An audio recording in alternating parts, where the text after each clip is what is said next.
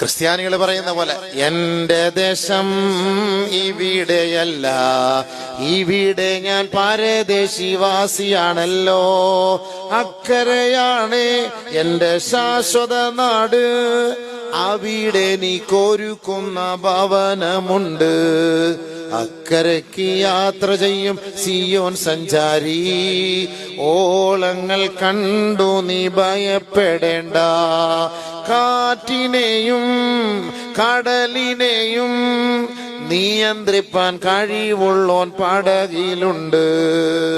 അപ്പൊ എന്റെ ദേശം ഇവിടെ അല്ല, എന്റെ ദേശം അവിടെയാണ്, അവിടേക്ക് വേണ്ടിയിട്ടാണ് പണിയെടുക്കുന്നത്. കുൻ ഫി ദുനിയാ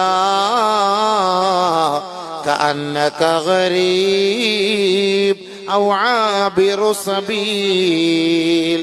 ദുനിയാവിൽ നീ ഒരു പരദേശിയെ പോലെ ജീവിക്കണേ, ഒരു വഴിയാത്രക്കാരനെ പോലെ ജീവിക്കണേ.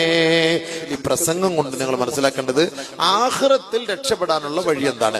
ദുനിയാവിൽ നമുക്ക് രക്ഷപ്പെടാൻ നിങ്ങളെ ആരും ഒന്നും പഠിപ്പിച്ചേണ്ട ആവശ്യം. ഇവിടെ നമ്മളെ സഹായിക്കാൻ ആളുണ്ട്, വീട് വെച്ച് തരാൻ ആളുണ്ട്, രോഗചികിത്സ നടത്താൻ ആളുണ്ട്, ഒന്ന് മയങ്ങി വീണാൽ ആശുപത്രിയിൽ കൊണ്ടുപോകാൻ നമുക്ക് ആളുണ്ട്, മരിച്ചാൽ കബർ വെട്ടാനും മയ്യത്ത് കുളിപ്പിക്കാനും പൊതിയാനും കഫൻ പുടവ വാങ്ങിത്തരാനും ആ സന്തൂക്കിന്റെ കട്ടിലിൽ പിടിക്കാനും നമ്മളെ കൊണ്ട് പള്ളിക്കാട്ടിലേക്ക് കൊണ്ടുവെക്കാനും ഒക്കെ 100 കണക്കിന് ആളുകൾ നമ്മുടെ കൂട്ടത്തിലുണ്ട്.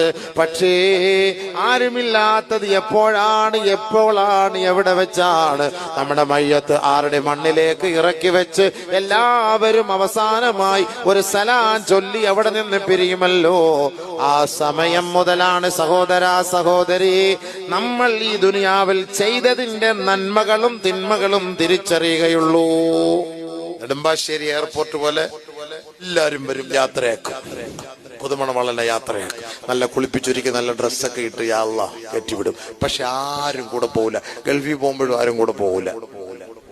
ഭാര്യയും മക്കളും ഒക്കെ എയർപോർട്ട് വരെ വരും, പിന്നെ ആരും കൂടെ പോകില്ല. ഇതേപോലെ ഇവിടെ നമ്മൾ ഒറ്റയ്ക്ക് പോകണം. അയാളുടെ കൂടെ പോകുമ്പോഴത്തേക്ക് ഫ്ലൈറ്റിൽ കയറുമ്പോൾ ആരെങ്കിലും ഒക്കെ ചോദിക്കാൻ വരും, sir please chicken sir fish drinks ഏതാ വേണമെന്നൊക്കെ ചോദിച്ചിട്ടുണ്ടെങ്കിൽ ഇങ്ങനെ വരും. ഇവിടെ ചോദിക്കാൻ മോനെ വരുന്ന ആരെന്നറിയോ?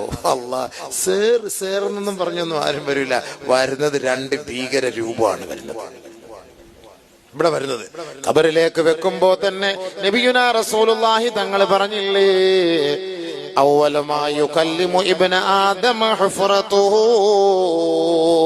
ആദ്യമായി ആദമിന്റെ മോനെ നിന്നോട് സംസാരിക്കുന്നത് ആ ഖബറാണ്, ആ മണ്ണറയാണെന്ന് ഹബീബായ റസൂലുള്ളാഹി.